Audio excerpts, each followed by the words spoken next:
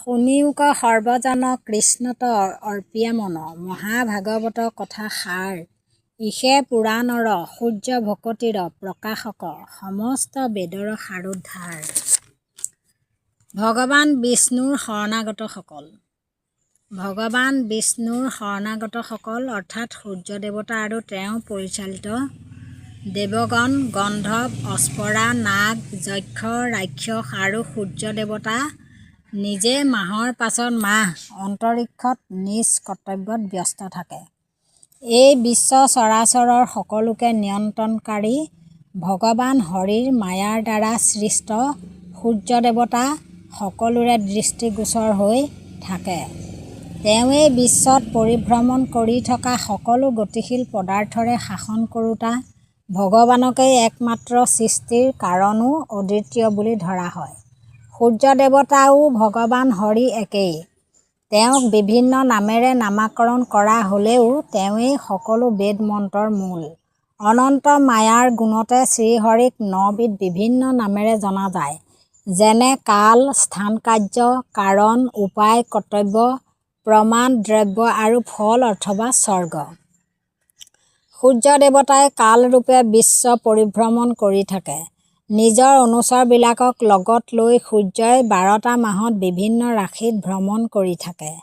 সূৰ্য দেৱতা ক্ৰতস্থলী, অপ্সৰা, হেতী, অগাৰ, বাসুকী, ৰহক্ৰত, পুলস্তা আৰু অম্বৰু এইসকল দেৱতাই চ'ত মাহত তেওঁক সাক্ষাৎ কৰে।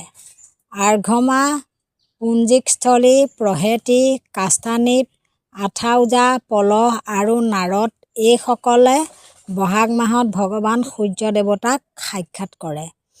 মিত্ৰ, মেনকা, পুৰুযেশ্য, তক্ষক, ৰথস্থান, অত্ৰি আৰু হাহা এইসকল দেৱতাই জেঠ মাহত সূৰ্য দেৱতাক সাক্ষাৎ কৰে।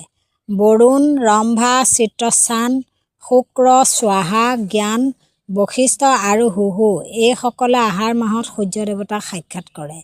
ইন্দ্ৰ, প্ৰেনলোচা, বৃথা, ইলাপত্ৰ, প্ৰেতা, অংগিৰা আৰু বিশ্ববসু এইসকল দেৱতাই শাওণ মাহত ভগৱান সূৰ্য দেৱতাক সাক্ষাৎ কৰে। বিবস্বন, অনামলোচা, ব্যাঘ্ৰ, শংখপাল, আশাবন, ভৃগু আৰু উদ্ৰমেন এইসকল দেৱতাই ভাদ মাহত সাক্ষাৎ কৰে। পুষা, ঘৃতাশী, বৃত, ধনঞ্জয়, সুৰুচি, গৌতম আৰু সুষেন এইসকলে মাঘ মাহত সূৰ্য দেৱতাক সাক্ষাৎ কৰে।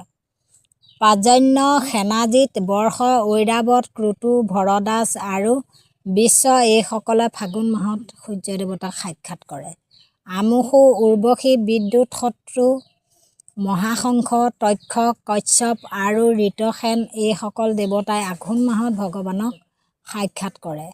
ভগ, পুৰৱেশিতী, স্বাৰ্য, ককুট, কৰুণা, আয়ুষ আৰু অৰিষ্ট, নেমি এইসকলে পুহ মাহত ভগৱানক সাক্ষাৎ কৰে।